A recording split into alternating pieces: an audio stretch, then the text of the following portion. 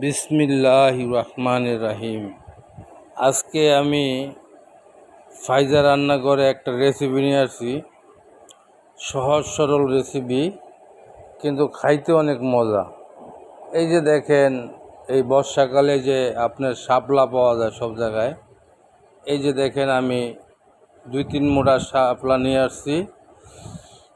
এই শাপলাগুলা আমি জানি না সবাই খায় কি খায় না, তবে এটা খুবই একটা সুস্বাদু সবজি। আপনার খাইতে কিছুটা ডাটার ফ্লেভার আসে, কিছুটা কচুর ফ্লেভার আসে। আমার কাছে তো অনেক ভালো লাগে। এই যে দেখেন, আমি ওটা সুন্দর করে কাইটা ছোটো ছোটো করে আপনাদেরকে দেখাইছি। এখন আমি যে প্যানের মধ্যে তেল দিয়া এই যে পেঁয়াজ দিছি, পেঁয়াজ কুচি দিয়ে দিছি। এই যে দেখেন, পেঁয়াজ কুচিটা আপনার ব্রাউন কালার করবো না, এর আগে আমি আদা রসুন দিয়ে দেবো। এই যে দেখেন, এই শাপলার তরকারিটা, এই যে আমি আদা রসুন দিছি, আপনারা একবার এইভাবে পাকায় আপনারা খাইয়া দেখেন। এটা অনেকে সরিষা দিয়া পাকায়, চিংড়ি দিয়া পাকায়। আমি তো চিংড়ি দিছি, কিন্তু আমি সরিষা দিই নাই, আমি দিছি অন্য জিনিস। দেখেন, এই যে দেখেন, আমি লবণ দিছি, হ্যাঁ, হলুদ, মরিচ, দইনা, জিরা, আর হালকা গরম মশলা। অত বেশি গরম মশলা এটার মধ্যে লাগে না। গরম মশলা বলতে যেটা মাছের মশলা আর কি। এই যে দেখেন, আমি এখন এই যে চিংড়ি মাছগুলো ছেড়ে দিছি।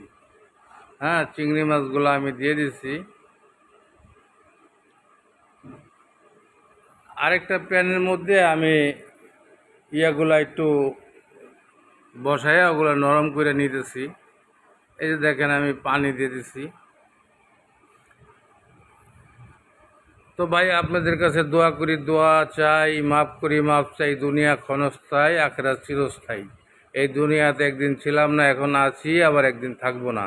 এই দুনিয়াটা আসলে থাকার জায়গা না ভাই। ফাইজা রান্নাঘরে আপনারা বেশি বেশি সাবস্ক্রাইব করেন, পাশে থাকা বেল বটনটা টিপ দিয়ে দিয়েন, যাতে আমার পরবর্তী রেসিপি আপনি সবার আগে আপনাকে দেখতে পান। এই যে আমি দেখেন, একটু নরম কইরা আমি শাপলাগুলো দিয়ে দিছি।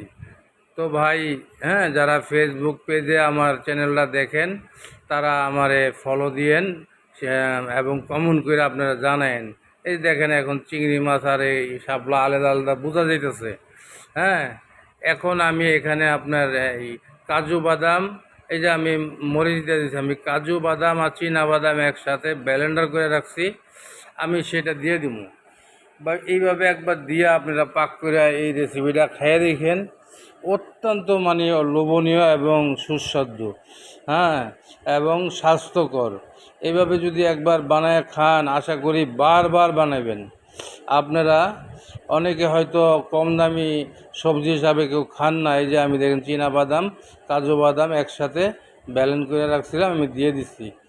আমার এই যে মোটামুটি এই যে দেখেন, এখন আমি 5-10 মিনিট পাক করে নামায় ফেলামো। সাথে সাথে বাদাম দিয়ে নামাইবেন না, তাহলে বাদামের একটা আলাদা গন্ধ থাকে, স্মেল থাকে একটা। বাদাম বাদাম এটারে এখন 10-15 মিনিট রান্না করবেন, একদম কষায় ফেলাইবেন। তারপরে দেখবেন মাশাআল্লাহ, এটার লোকটা এই যে দেখেন কেমন আসছে।